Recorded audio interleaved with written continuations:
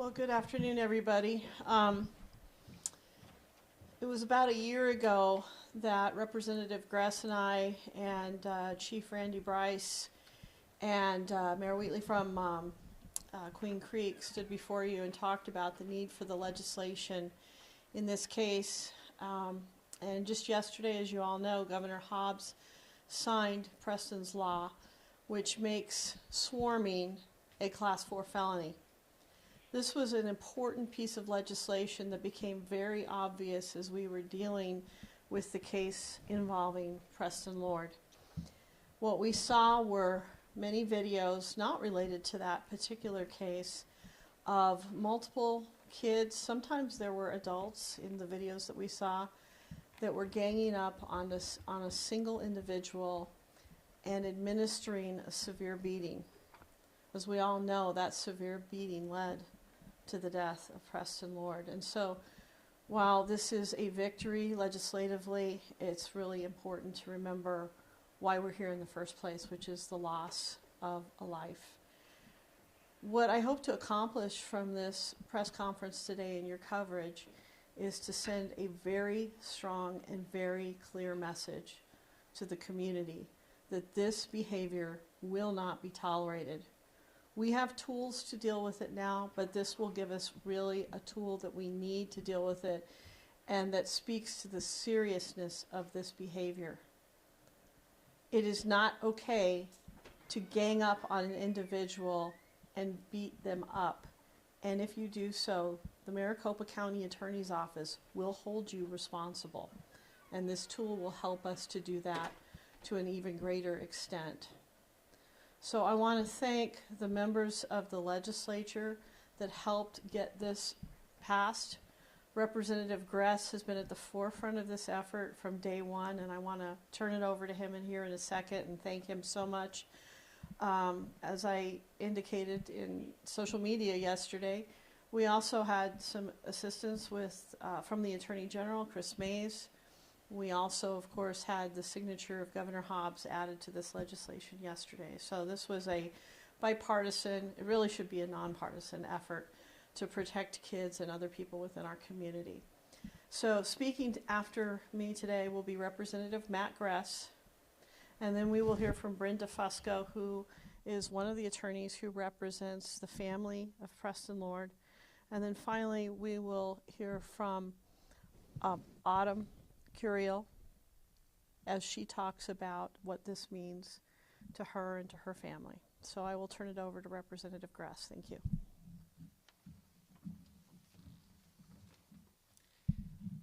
Thank you, County Attorney Mitchell. Good afternoon. Today marks a solemn but powerful milestone in our fight to protect Arizona communities. I'm proud to announce that House Bill 2611, known as Preston's Law, has been signed into law. This legislation is named in honor of 16-year-old Preston Lord, whose life was tragically taken in an act of senseless, organized violence. Preston is not just a name in our legislative record. He is a symbol of why we act, why we legislate, and why we must never grow numb to injustice. This law was born out of unimaginable grief, carried forward by the extraordinary strength of Preston's family. I want to personally recognize Autumn Curiel, Preston's mother, and Melissa Cicanti, his stepmother, two courageous women who transformed heartbreak into purpose.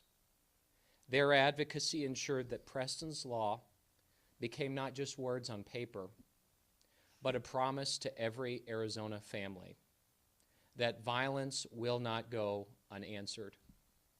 Preston's Law classifies violent group assaults that result in injury as aggravated assault, a Class 4 felony.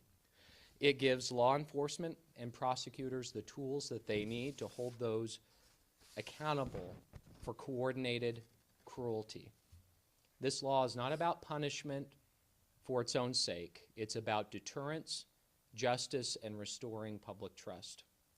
I'm deeply grateful to Maricopa County Attorney Rachel Mitchell law enforcement, my colleagues at the legislature, Governor Hobbs, and above all, the Lord family for standing together in the name of accountability and reform. We honor Preston not only by remembering him, but by making sure that what happened to him never happens again.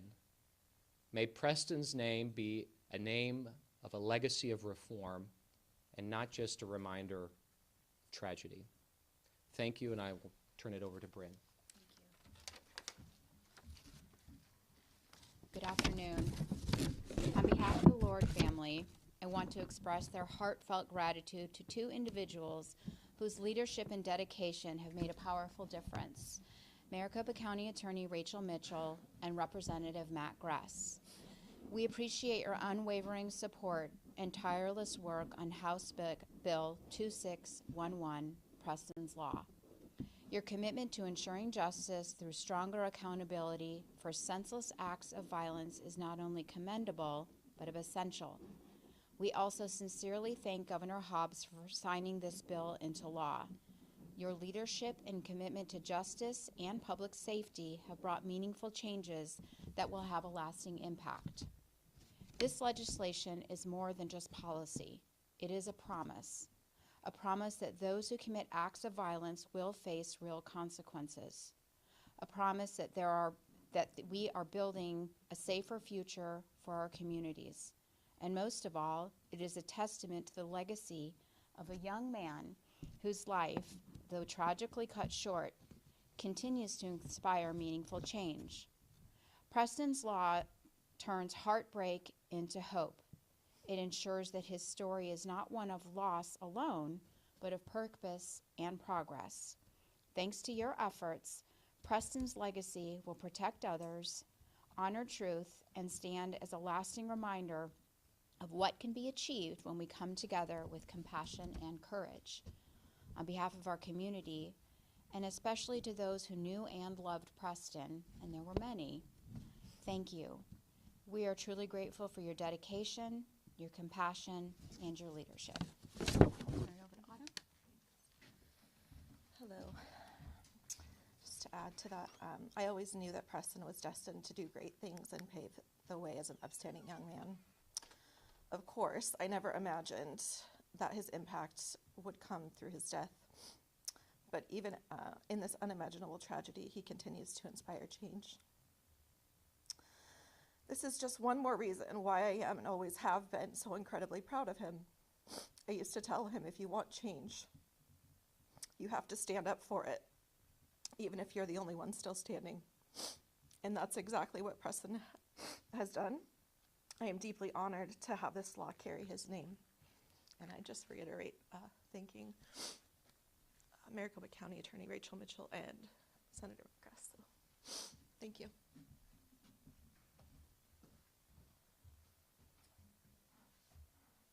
Any questions?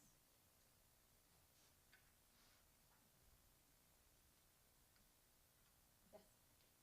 I know that this won't go into effect until 90 days after the legislative session has adjourned, but to know that, I guess, what does it feel like to know that this will hopefully spark change in cases moving forward?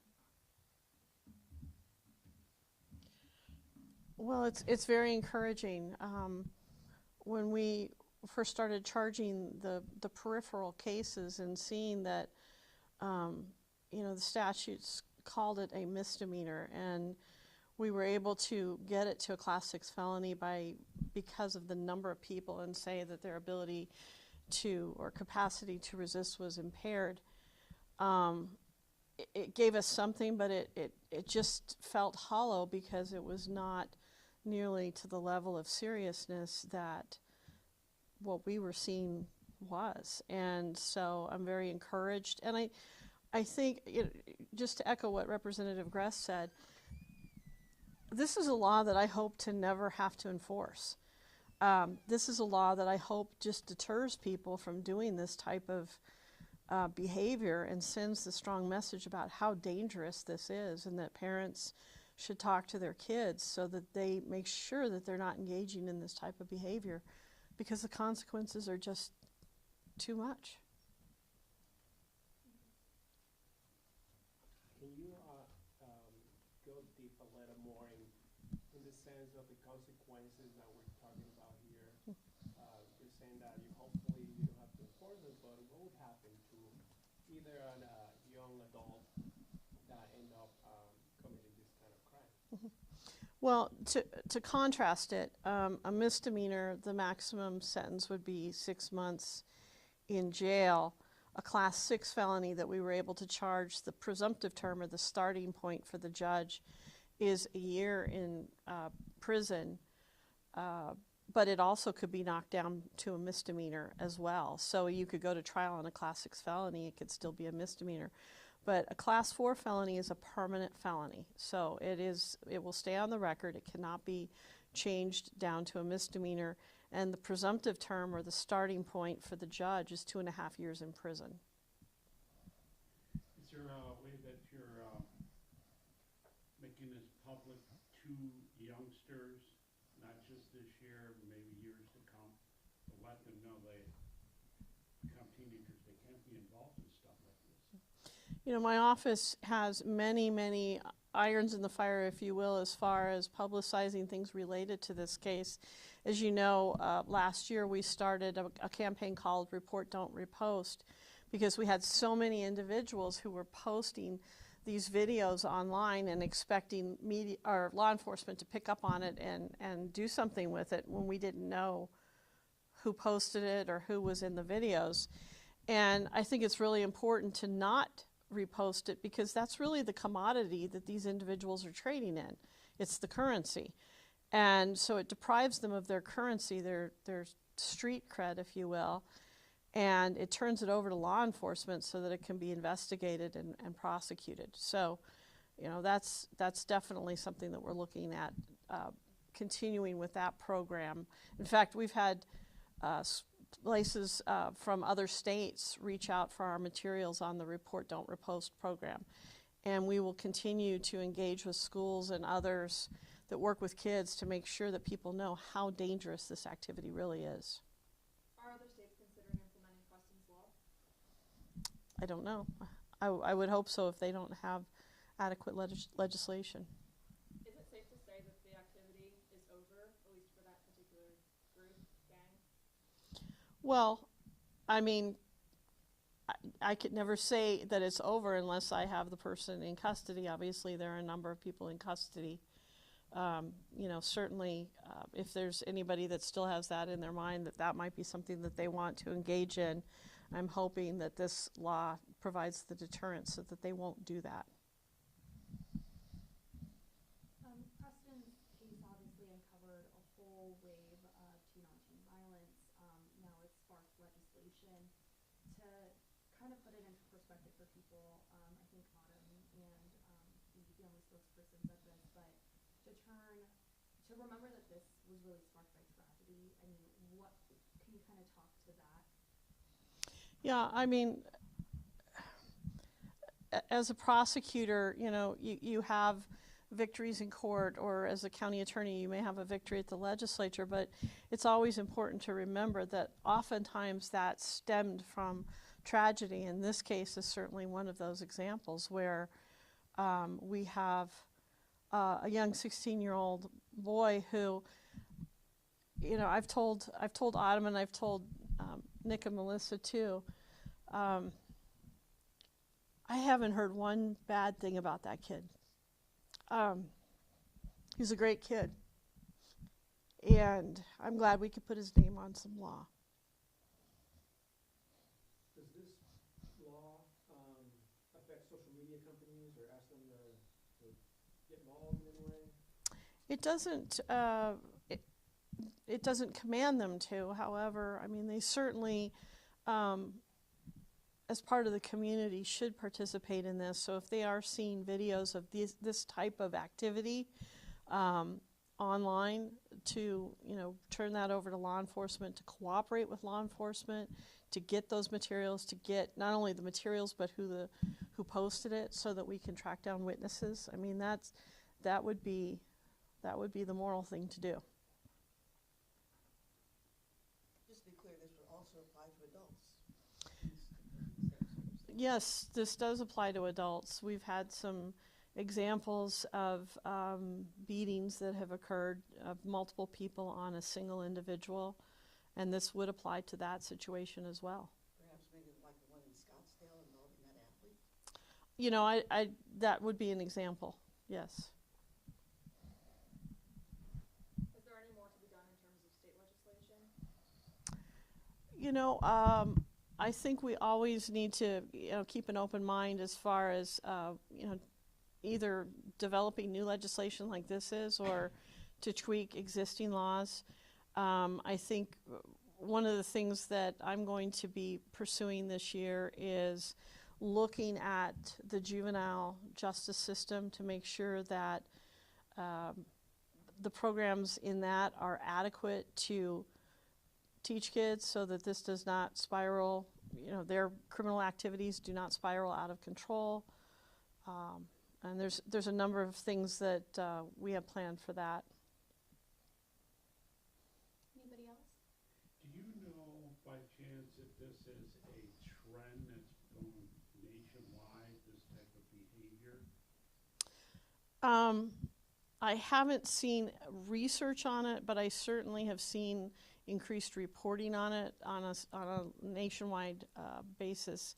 But I will say this, I have seen research that shows that juvenile violence across the nation is up.